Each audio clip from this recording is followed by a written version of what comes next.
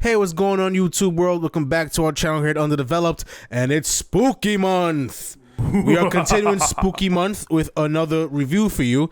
This is for Five Nights at Freddy's, which got the 2020 treatment where they're releasing in theaters and on streaming. Yeah, the same day. Yeah, I'm pretty sure Halloween Kills did the same thing. It did.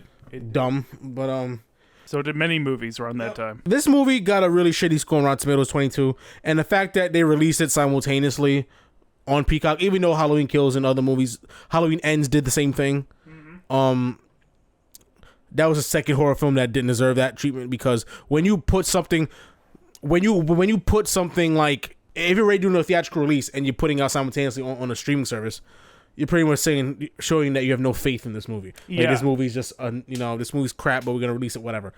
You know what I mean? Because if you have faith in it, you'll keep it theatrical. You won't run it on your streaming services, like what they did with Killers of the Flower Moon and what they did back when for Smile, because Smile was initially supposed to come out for Paramount Plus, but then I guess the testing did well, so they took a chance and he put it out theatrically. Yeah, they made a lot of money doing that. And they made a lot of money. The movie made off of a $20 million budget, like 220 something million. Yeah, so like that. It did very well. You know what I mean? Did very well. You know, and reviews are pretty good. I think it was like 80% Rotten Tomatoes. Something like that. It was like high 70s, I think. Yeah. Which is successful for a gimmicky horror film. Oh, definitely. You know what I mean? So that film. So I felt Five Nights at Freddy got 26% critics score on Rotten Tomatoes.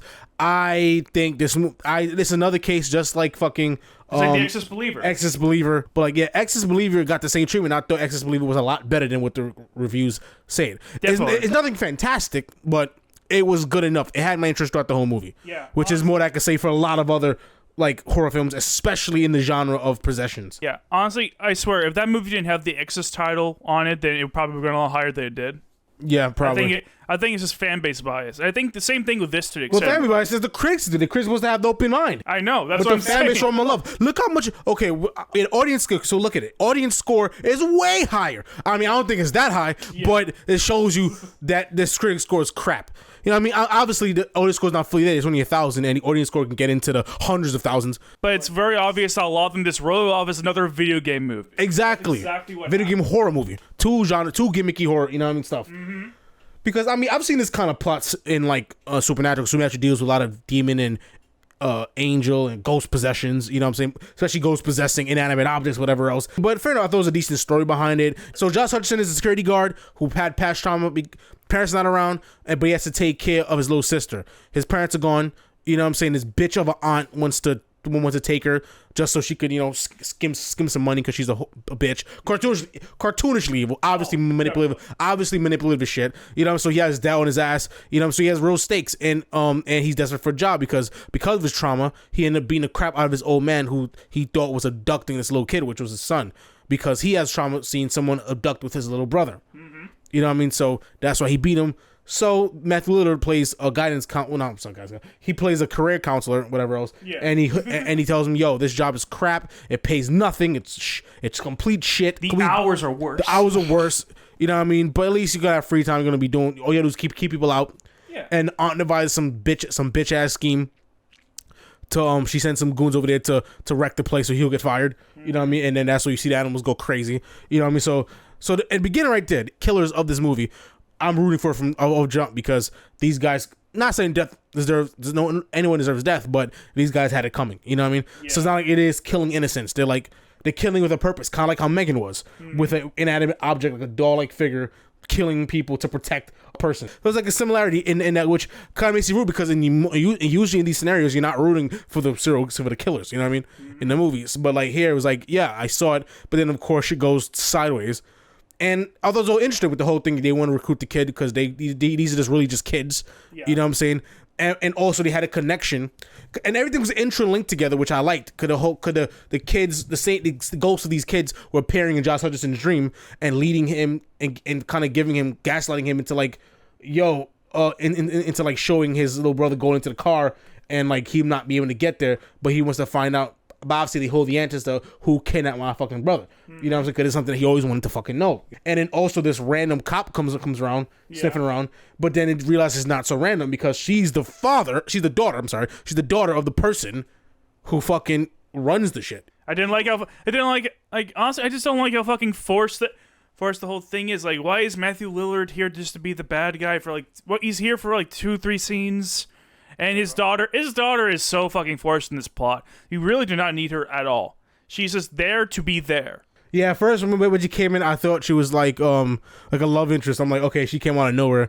But then when she tied in, at least it justified her being there. They just wanted to add more characters because it's just him in a fucking place alone. Yeah.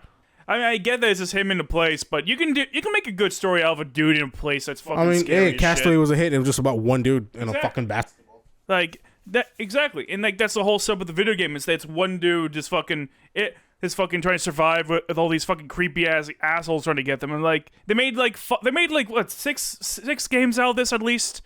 If it is like compelling enough story where you can tell 6 games worth of material around it, I think you can make one movie around that.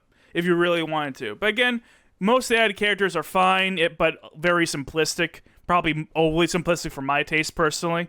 Not enough to totally kill the movie. Like, I'm not going to say, like, oh, this is the worst thing ever. It's definitely going to be one of the worst movies I saw this year. Hell no. Yeah. It's nowhere near that bad. Not even close.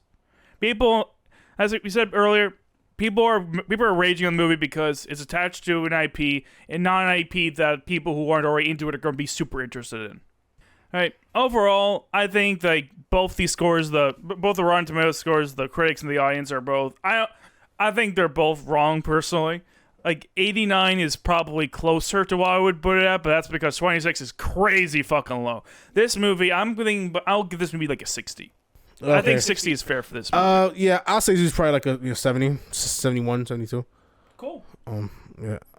Yeah, because honestly, this movie didn't do a whole lot for me, but it's really not that bad of a movie. Like, again, if you're interested in it, if you're a fan of the game, then you'll have a good enough time. It's not an awful movie. Personally, I think you'd have a better time if you want to see The Exorcist Believer, personally, but that's just me. Yeah, I think that is a better movie, for sure. I think it's more interesting. But this movie, it definitely is not as bad as what people are saying. I think you could potentially get some. I think you'll be more invested into the characters, at least the main characters, like Josh Hutcherson and his niece, and like the overarching plot.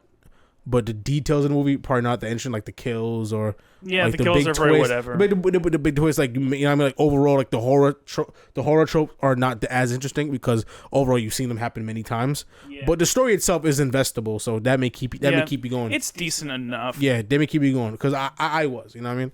But that's because I tend not to be invested in a lot of these horror films, you know. Mm-hmm. But yeah, that's what I'm saying. So it pretty much falls into the, you know, like zeitgeist of this typical horror gimmick stuff, which is a little bit better than usual. Yeah. You know what I mean? So yeah, I'll give it like a 70, you know. I think that's the first score I'll give. Sure. Anyways, if you want to see this movie, go see it. If you have Peacock, then just see it there. If you want to spend the money to see it in theaters, then sure, why not? That's what I had to say about that. But with that being said, thanks again for joining us here today for this new review. We'll see you next time. Make sure you hit the like and subscribe button, and have a spooky Halloween. Sayonara.